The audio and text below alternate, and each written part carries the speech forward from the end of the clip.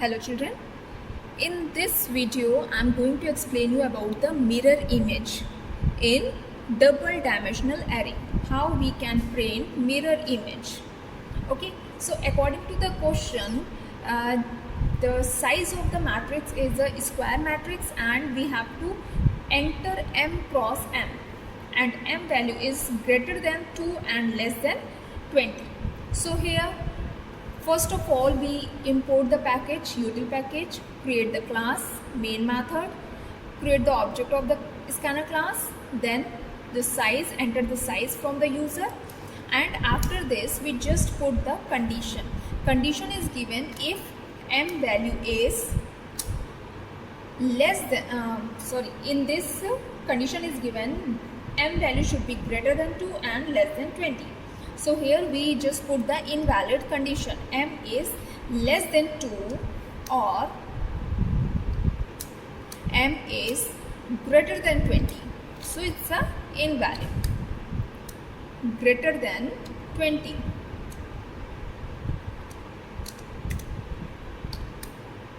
So this is the invalid. So we put here condition m is less than 2 or m is greater than 20. So SOPLN invalid input. Or if this condition is false, it means your inputs are valid. Then it comes to else part and it take the input from the user. So here we are going to declare the array. How to declare? Just data type, then array name, double subscript is equals to new int and the size of the array, that is m cross m. After declaration, we just start the loop for entering elements. For loop int I is equals to 0, I less than m and I plus plus. So I loop start with 0 less than m, j loop start with 0 less than m, and here we take the input array of ij is equals to sc dot next int function. After this we just want to display the original matrix. So for printing we again take two loops, 0 to m, j loop 0 to m, and simply we print in matrix form.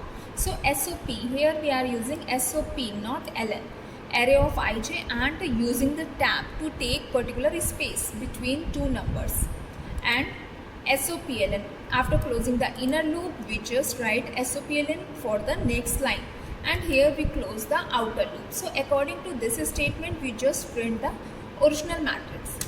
Now we want to print the mirror image. For mirror image we just replace the last column with the first column, means just reverse the column value, means last column value should be printed firstly, then the second last, then the first one, like that. This is the logic of mirror image. Mirror image, we just say that just reverse the column. So here I loop is the started with 0 to m, but j loop, column loop, will reverse means it will start with m minus 1 to greater than equals 0 and j minus minus, and simply we print the ij value here, means 0, and the m minus 1 means the last value of the column. So 0 and last value of the column it will print. Okay, so it reverse the matrix, reverse the original matrix as a column wise. Clear? Now we are going to execute this program. Firstly we close the method and class.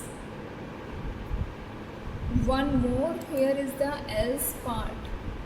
Is close else part, then method, after this class.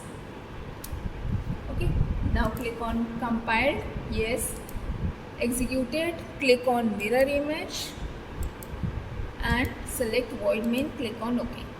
Here firstly we have to enter the size of the matrix. So here I am going to enter 3.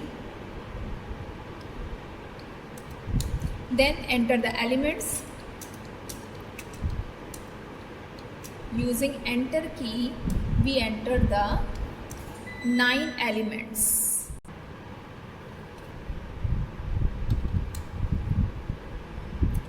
So you can see here there is some printing mistake. These two matrices are combined, so you cannot understood. This is the original matrix, this one.